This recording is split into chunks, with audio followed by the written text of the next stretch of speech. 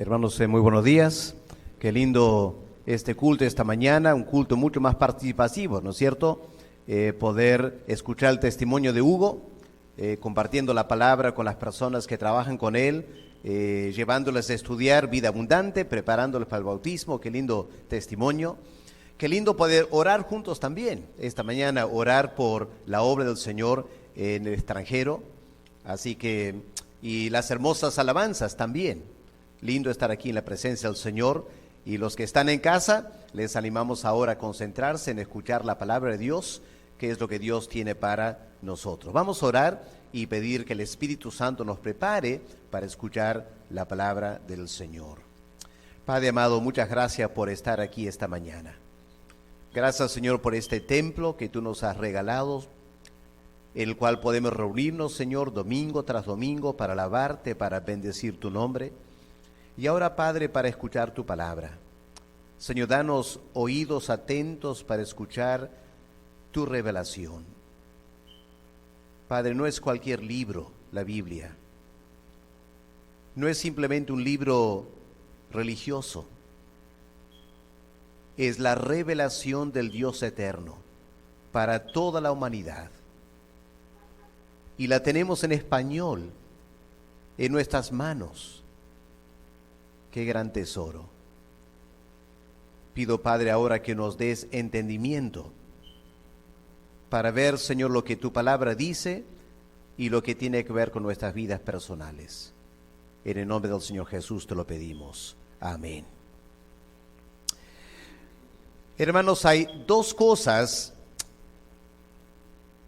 que tenemos que distinguir constantemente en nuestras mentes, que a veces creyentes confunden y les lleva ciertos problemas en su vida personal. Hay cosas que Dios tiene que hacer y hay cosas que nosotros tenemos que hacer. Y a veces como seres humanos somos un poco torpes. Y la verdad es que a veces nosotros queremos hacer lo que a Dios le toca hacer. Y queremos que Dios haga lo que a mí me toca hacer. Y confundimos las cosas. En la Biblia, una de las cosas que solo Dios puede hacer es salvarnos. La salvación es de Dios. Lamentablemente hay muchas personas que están queriendo salvarse a sí mismas con buenas obras, pensando que si soy un buen vecino, si ayudo a la gente pobre, eso me va a ayudar el día del juicio final. Y es falso. La salvación es solo de Dios. Por otro lado, la santificación, esa sí es nuestra responsabilidad. Y a veces, si somos honestos, nos gustaría que Dios me santifique, ¿no es cierto? A ver, Señor, ayúdame, santifícame, sálvame del pecado. No, eso es algo que yo tengo que hacer. ¿Ok? Y esa confusión muchas veces se da en nosotros. Y hermanos, en esa manera podemos analizar el pasaje que se ha leído esta mañana. Vamos a ver esta mañana estos dos grandes temas. La salvación es de Dios, pero la santificación es nuestra responsabilidad. Vamos a ver entonces, en primer lugar, la salvación divina que tenemos en los versículos 12 al 18 del capítulo 15 de los Hechos que acabamos de leer. Hermanos, recordemos otra vez el contexto. A veces cuando estamos estudiando la Biblia nos olvidamos del contexto en el cual el relato se da. Volvamos al versículo 1 del capítulo 15. Recordemos esta discusión fuerte que se dio en Antioquía. Es interesante, la discusión no empezó en Jerusalén. La discusión, el problema, empezó en Antioquía. Leemos en versículo 1. Entonces, algunos que venían de Judea enseñaban en Antioquía a los hermanos: si no se circuncidan conforme al rito de Moisés, no pueden ser salvos. Ahora, noten esas últimas palabras: no pueden ser salvos. Lo que estaba en juego era nada menos que la salvación eterna. El apóstol Pablo y Bernabé habían predicado en Antioquía, habían hecho una gran gira misionera, mucha gente se había convertido de los gentiles, y ahora venía esta tensión teológica. Algunos creyentes, porque a lo menos aparentemente eran creyentes de Judea, de Jerusalén, llegaron a Antioquía y francamente, no sé si se molestaron o se indignaron o simplemente quedaron perplejos, que estaban permitiendo en la iglesia en Antioquía personas que no se habían circuncidado y no estaban guardando la ley de Moisés. Y lo que dijeron los de Judea es que la salvación no es solo por la muerte de Cristo. Está bien que Cristo haya muerto, está bien que los gentiles estén creyendo en Cristo, pero el argumento era, también hay que guardar la ley de Moisés, porque si no guardan la ley de Moisés, es imposible que sean salvos. Ahora, pensadores han debatido acerca de cuál era el problema en sí. ¿Qué estaban diciendo aquí? ¿Estaban diciendo que para ser salvos había que ser judíos? ¿Que la salvación era solo para Israel? Y por lo tanto, para ser parte de Israel, habría que circuncidarse y guardar la ley de Moisés. Esa es una posibilidad. La otra posibilidad es decir que para ser salvo hay que hacer ciertas obras. Y si no cumples estas obras, no podrás ser salvo. Hay un debate entre los teólogos acerca de lo que estaba en debate aquí, pero en realidad tenía que ver con la salvación. Ahora, la discusión se puso tan fuerte porque Pablo y Bernabé se resistieron. Leemos en versículo 2. Como Pablo y Bernabé tuviesen una discusión y contienda no pequeña con ellos. Ahora, hermanos, para que se imaginen la situación, ya para que capten mejor la idea. Imagínense, aquí estamos en la alianza en Trujillo, la iglesia noroeste. Y de repente llega de Lima, de la capital, algunos grandes líderes cristianos. Y nos visitan aquí en Covicorte. Y empiezan a ver lo que pasa aquí. Y en el púlpito empiezan a decir cosas como esta. Y el pastor Marco, indignado, los confronta y empieza a debatir con ellos públicamente. Qué incómodo, ¿no? Eso es lo que estaba pasando en Antioquía. Una tremenda discusión entre líderes aparentemente de Judea, porque no cualquiera iba a llegar a decir esto, y los pastores principales de la iglesia en Antioquía. Y era obviamente una situación bastante compleja. Así que lo que se decidió hacer era llevar todo a la sede central en Jerusalén, a la iglesia madre, a los líderes allá, para que zanjen de una vez la situación. Leemos al fin del versículo 2, ¿ya? Que decidieron ir a Jerusalén para llevar el asunto a los apóstoles y ancianos. Quiero que noten conmigo en versículo 2, ¿quiénes eran la máxima autoridad ahora en la iglesia? Al fin del versículo 2 dice, algunos otros de ellos, a los apóstoles y a los ancianos, para tratar esta cuestión. Ahora, detengámonos ahí un momento, hermanos, para notar que el liderazgo de la iglesia en Jerusalén ya no estaba solo en las manos de los apóstoles. Ahora eran apóstoles y ancianos. ¿Qué significa eso? Que en Jerusalén los apóstoles habían hecho exactamente lo mismo que Pablo hizo en su primera gira misionera. Recuerden en capítulo 14 de los Hechos y el versículo 23, ¿qué leemos en versículo 23 del capítulo 14? Y habiendo,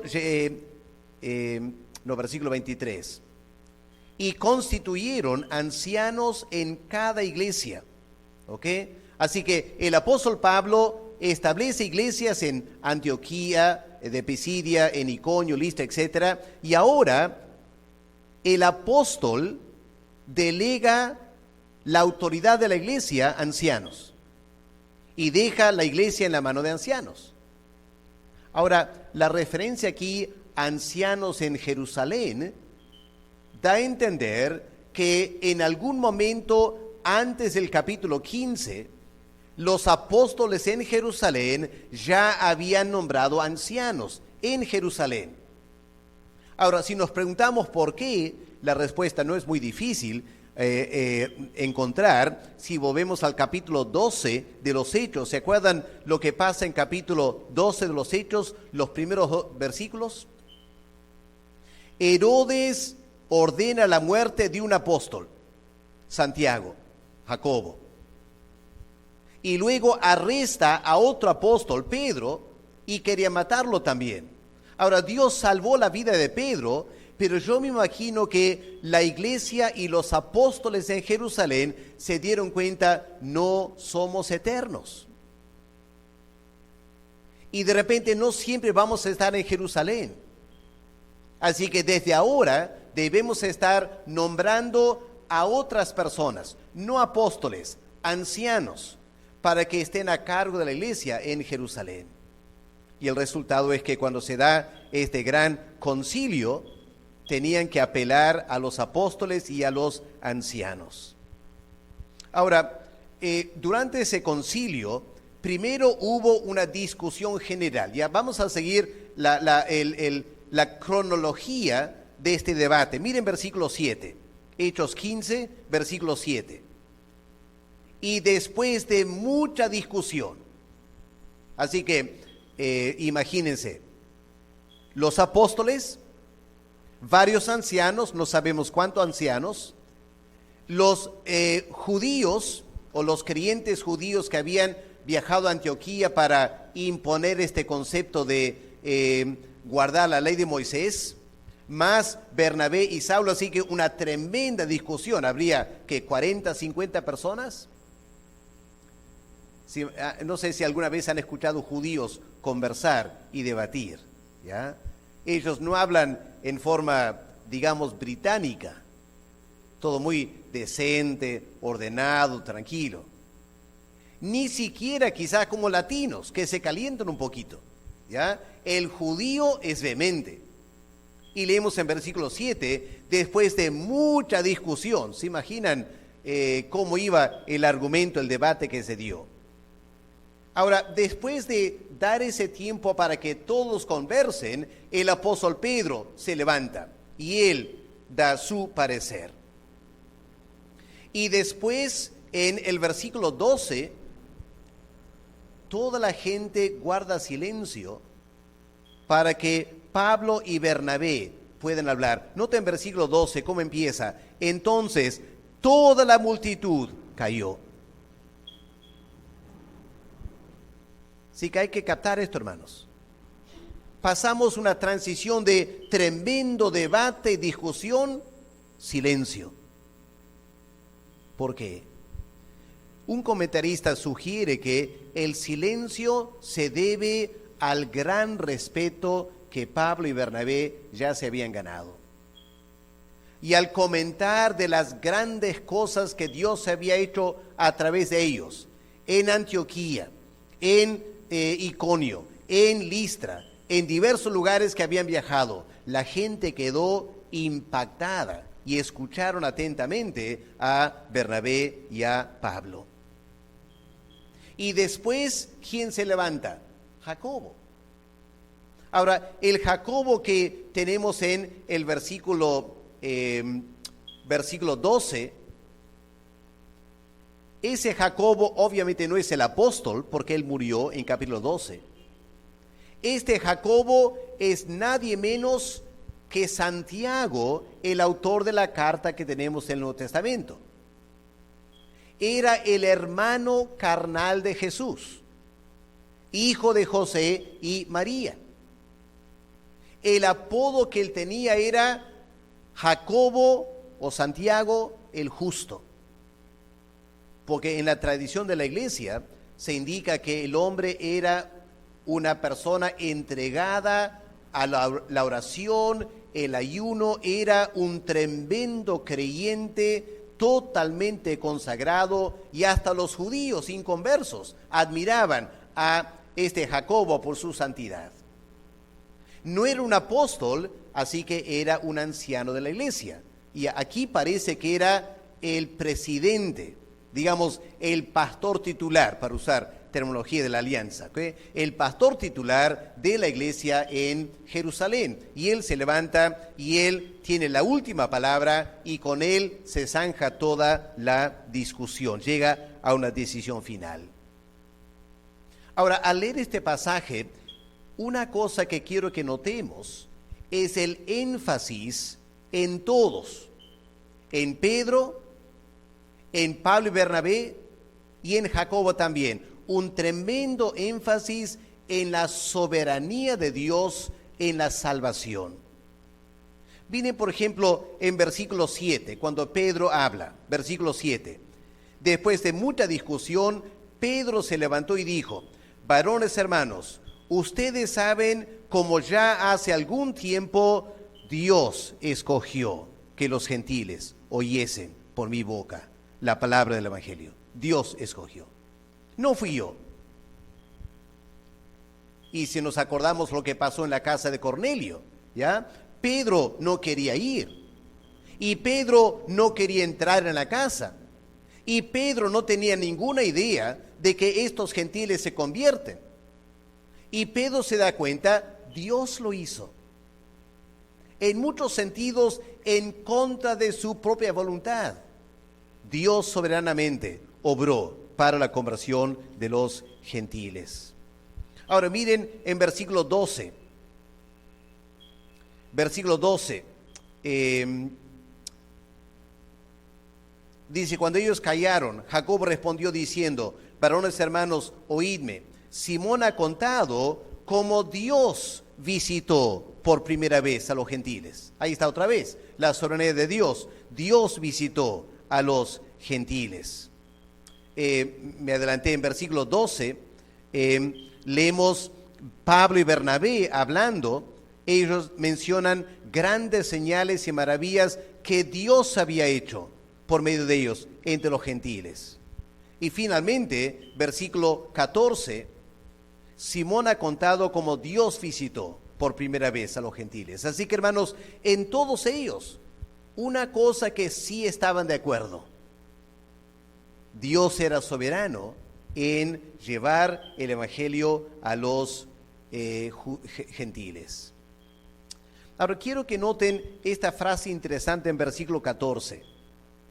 Leamos versículo 14. Simón ha contado cómo Dios visitó por primera vez a los gentiles, noten esto, para tomar de ellos pueblo para su nombre.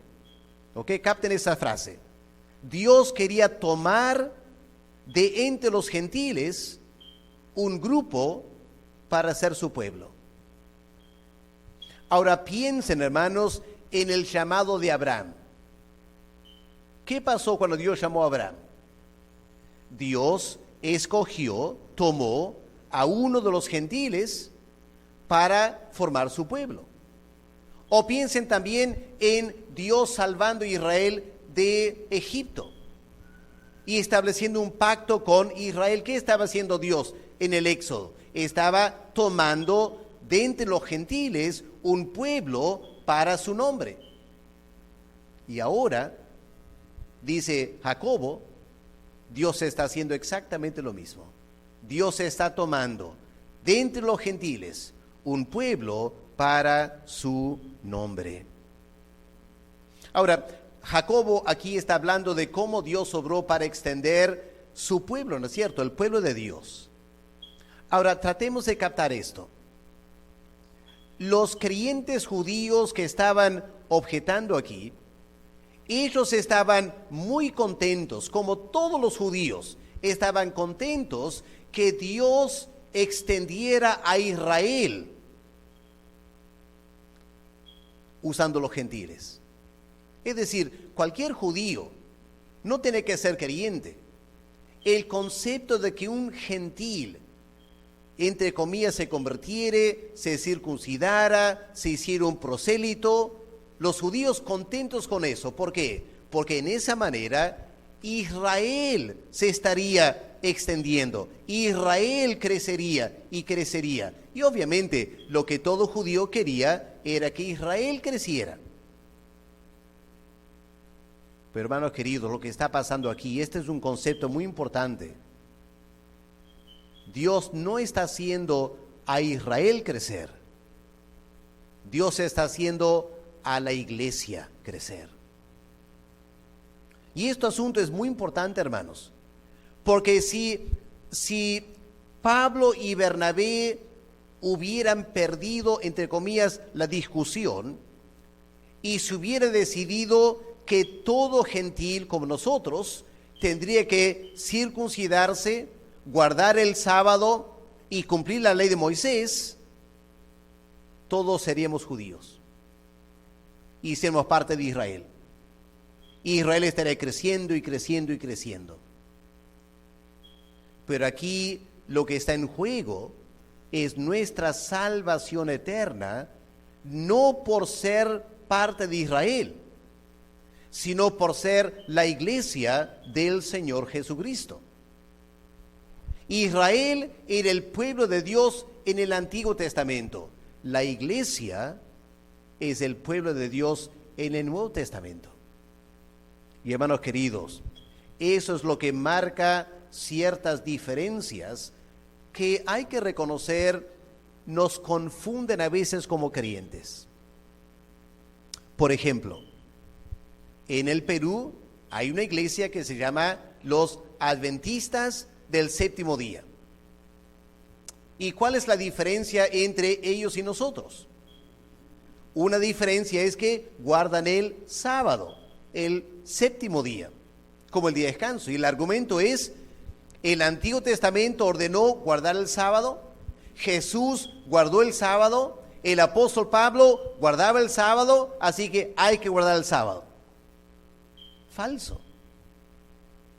Porque no somos judíos, no somos de Israel, somos la iglesia.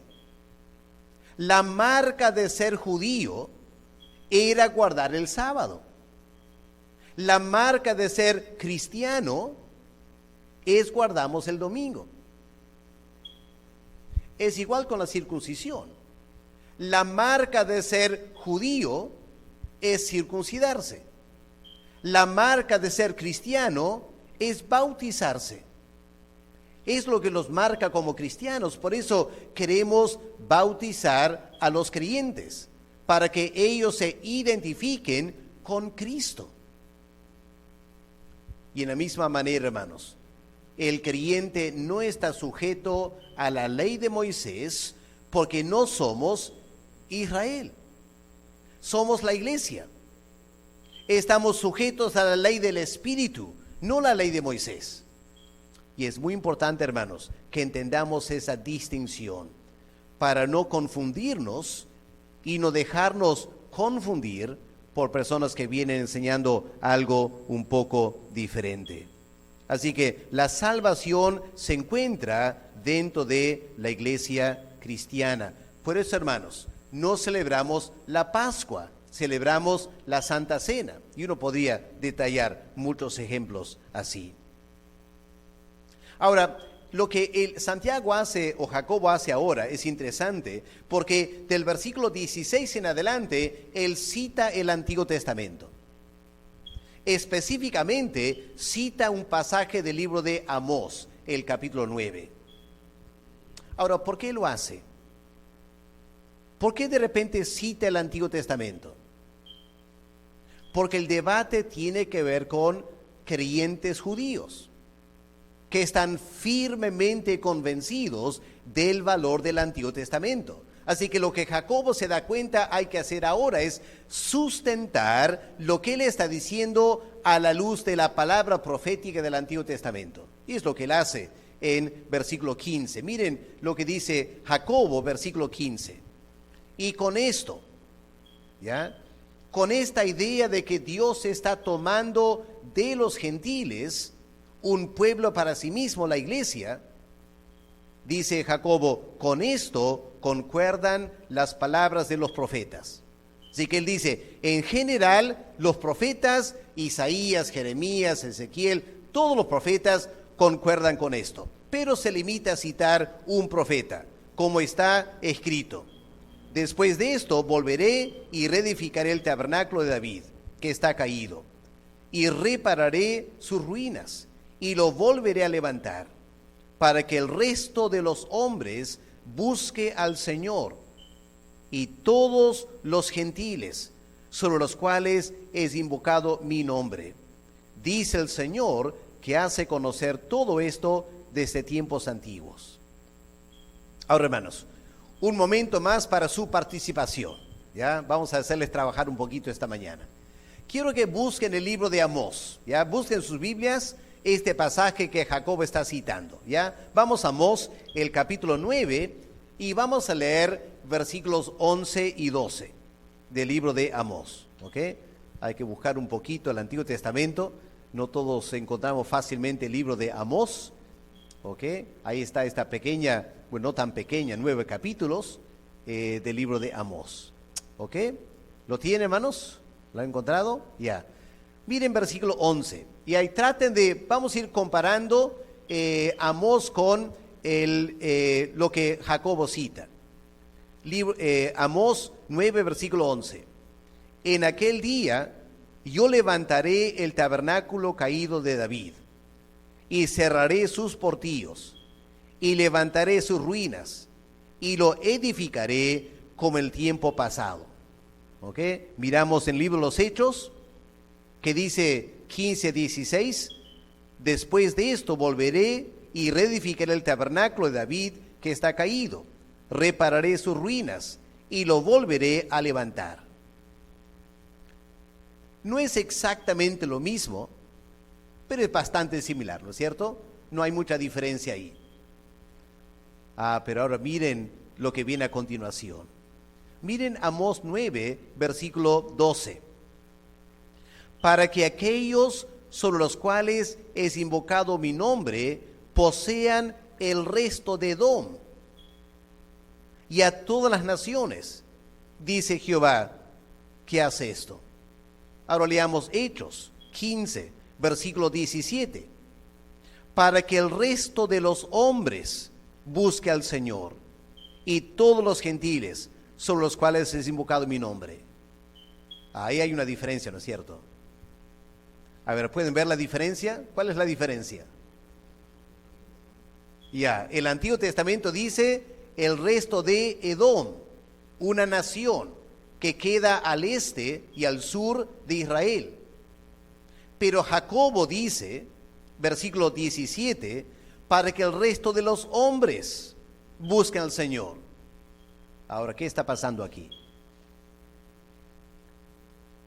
Lo que está pasando aquí, hermanos, en primer lugar, es que Jacobo no está citando del texto en hebreo del Antiguo Testamento.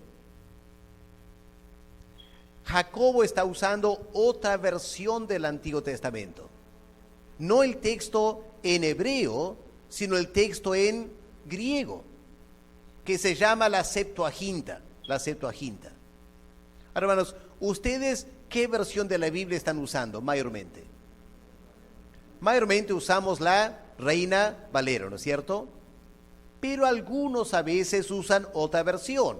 Dios habla hoy, Nueva Versión Internacional, etc. Son diferentes traducciones al español. Y como son diferentes traducciones, a veces hay pequeñas diferencias. No hay grandes diferencias porque se está traduciendo el mismo texto, pero entre versiones hay ciertas diferencias. Y obviamente entre el texto en hebreo y la traducción al griego, se puede esperar algunas diferencias, ¿ya? Y eso explica las diferencias entre el versículo 11 del capítulo 9 y Hechos 15 y el versículo 16. El problema más serio está en el siguiente versículo, donde está la palabra Edom.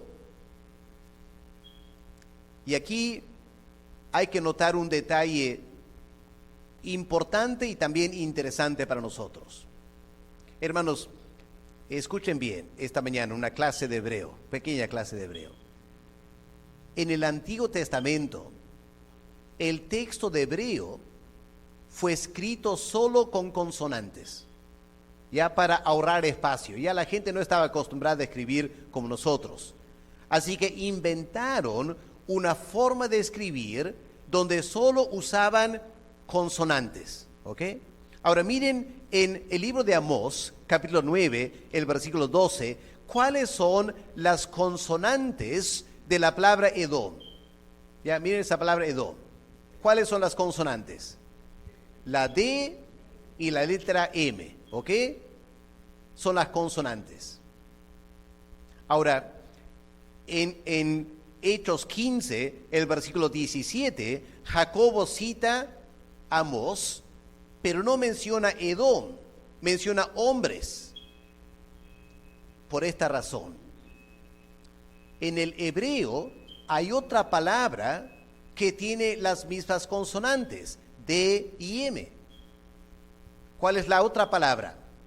Adam o Adán. Bueno, Adán para mantener, en español lo decimos Adán, pero en hebreo es Adam. Así que la palabra Adam también tiene las mismas consonantes, D y M. Lo único que cambia son las vocales. Y las vocales se añadieron después que la Septuaginta se tradujo. Así que en realidad no hay aquí un error.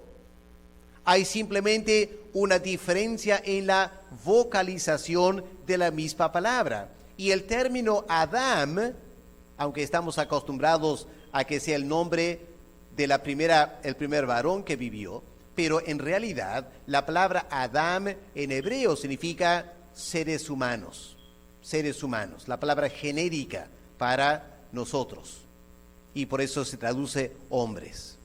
Así que resulta que no hay ninguna discrepancia, aunque para nosotros parece un poco extraño. Cuando estudias el texto, esta es la explicación.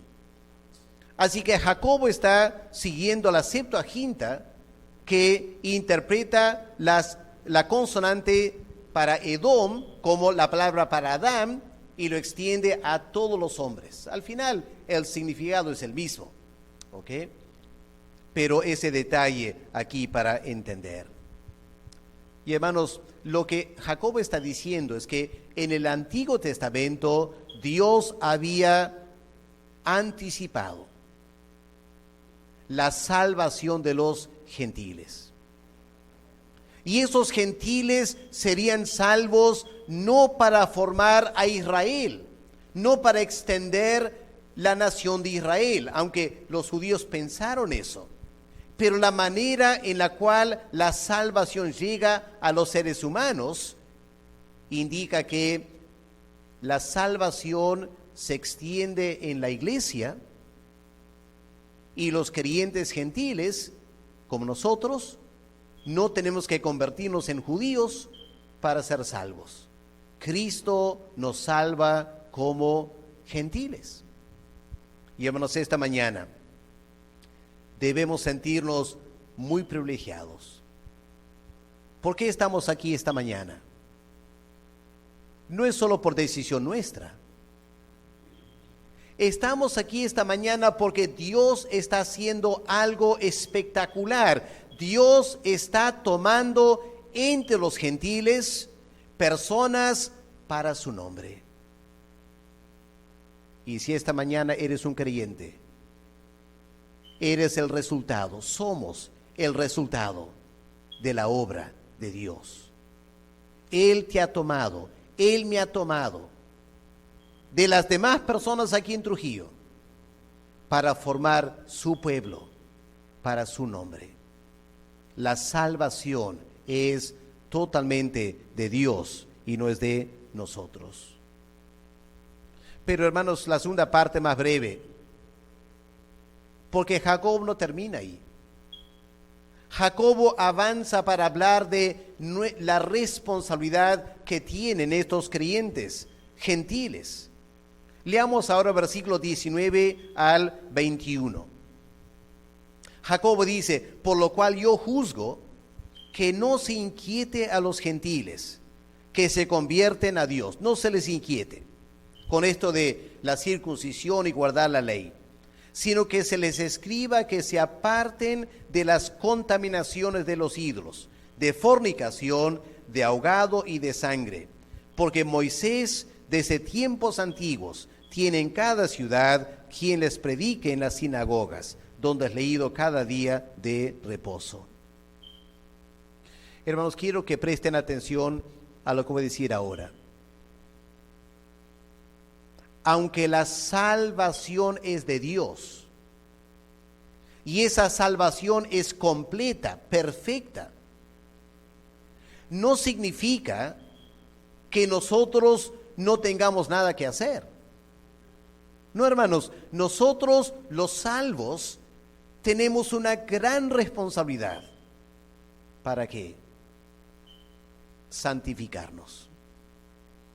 ¿Qué significa la santificación? Tenemos que separarnos de ciertas cosas. Y esto es lo que Jacobo dice aquí. Hay que separarnos de ciertas cosas. Y miren las cosas que Jacobo menciona aquí. ¿Ya? Versículo 20. Que se les escriba que se aparten. Ahí está el concepto de la santificación. Tiene que separarse, apartarse de ciertas cosas.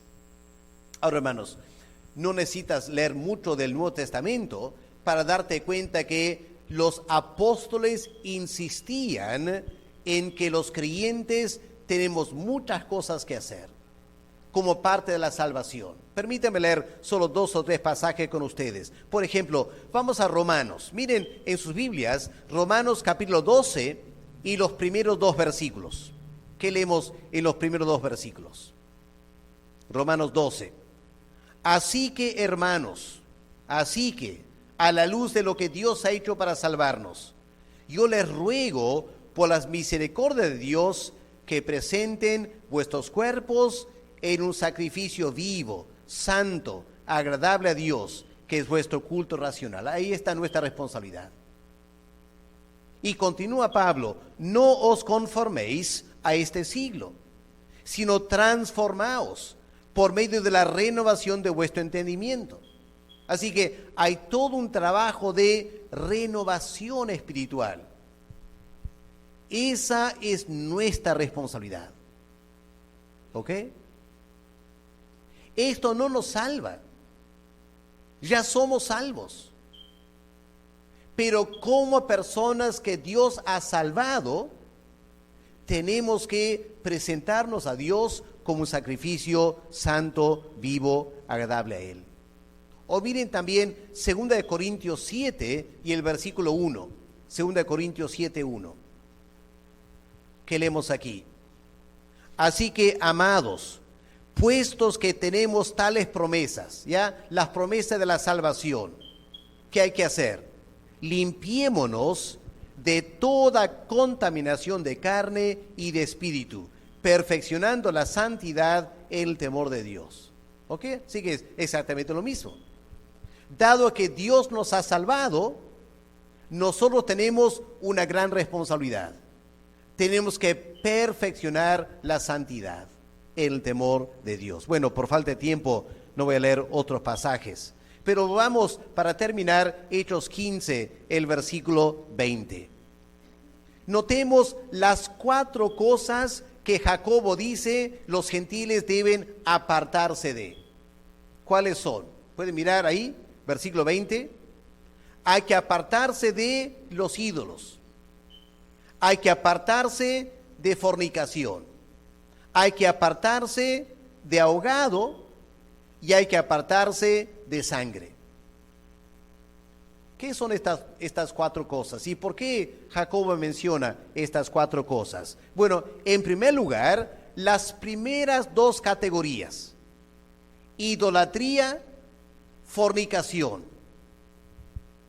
Eran las características de la vida pagana. Ya la gente pagana vive así. Idolatría, inmoralidad sexual. Y lo que Jacobo dice, ahora que Dios los ha tomado para ser su pueblo, deben dejar de ser paganos. Dejen de ser paganos. Dejen la idolatría. Dejen de practicar esta inmoralidad sexual. Esa es su responsabilidad. Dios no lo va a hacer. Ustedes lo tienen que hacer. Ese es su trabajo. Dios los ha salvado. Ahora ustedes, como personas salvas, tienen que dejar estas cosas de la vida pagana. Segundo lugar, la segunda categoría, lo ahogado y lo de sangre. Porque, hermanos, se acordarán en el Antiguo Testamento, la ley de Moisés, un tremendo énfasis en la ley de Moisés era: no coman carne con sangre, porque la sangre es sagrado, dice Dios. La sangre es para el perdón de los pecados. Y por eso, si un animal moría ahogado, no se podía comer su carne, porque tenía la sangre todavía. Y menos podían comer directamente sangre o cosas vinculadas con la sangre. Ahora, esto ha dado cierto debate en la iglesia, ¿ok? No se puede comer estas cosas porque para siempre es pecaminoso. No, hermanos. Porque el Señor Jesús, en Marcos el capítulo 7, cuando Él está tratando de qué cosas nos contaminan, el Señor Jesús, en Marcos el capítulo 7, versículos 18 y 19, el Señor Jesús dice categóricamente: lo que te contamina espiritualmente no es lo que ingieres, sino lo que sale de tu corazón. Lo que sale de tu corazón, malos pensamientos, malas palabras, malas reacciones, eso te contamina. Lo que entra a tu cuerpo y luego procesa y sale, eso no te contamina. Y ahí en Marcos 7, versículo 19, dice categóricamente, hablando así, declaró todos los alimentos limpios, que se supone tiene que incluir carne con sangre también. Todo ahora queda limpio. Pero ¿por qué Jacobo insiste hay que dejar de comer estas cosas? Y creyentes hoy en día, pastor, ¿no puedo comer morcilla, cosas así? Hermanos, bueno, miren versículo 21, la explicación de Jacobo. La razón por la cual estos creyentes gentiles no podían comer de lo ahogado o de sangre es, versículo 21, porque Moisés desde tiempos antiguos tiene en cada ciudad quien lo predique en las sinagogas. En otras palabras, ustedes no deben comer estas cosas para no ser pie de tropiezo o para judíos convertidos. Ellos no pueden comer estas cosas por la ley de Moisés, son judíos. Y ustedes no deben ser pie de tropiezo para esos judíos, sean creyentes o no creyentes. Ahora, hoy en día, aquí en Covicorti no hay una sinagoga, ¿no es cierto? Aquí no hay una sinagoga. Así que no hay nadie mirando a ver si como morcilla o no para ser pie de tropiezo. Así que aquí, si en tu conciencia estás contento comiendo, puedes comer. Claro, con tal que no seas pie de tropiezo para otra persona. ¿Ok? Así que si alguien en tu familia o en la iglesia que tú conoces piensa que no se debe comer morcilla, tú tampoco debes comer. No te pongas a discutir y a pelear con la persona si puedes o no puedes. Simplemente, si esa persona piensa que no está bien comer, tú tampoco comas. No porque tu salvación está en juego, sino para no ser pie de tropiezo, para vivir en paz y en unidad. Porque al final, ¿qué importa la morcilla? La unidad espiritual es mucho más importante que diferencias de la comida. Y hermanos, para nosotros, si Jacob estaría hablando a nosotros, de repente diría otras cosas. Por ejemplo, yo me imagino que Jacobo diría aquí, hablando en Covicorti, ¿ok? Que se aparten de la idolatría y de la fornicación y del alcohol y las fiestas, esas polladas con baile, ¿no es cierto? O algo así. Ahora, ¿por qué? No necesariamente porque esas cosas son pecaminosas en sí, sino porque entre evangélicos se considera que esas cosas no hay que hacer. Entonces, para el bien de tu hermano, abstente de tomar bebidas alcohólicas, abstente de esas fiestas bailables.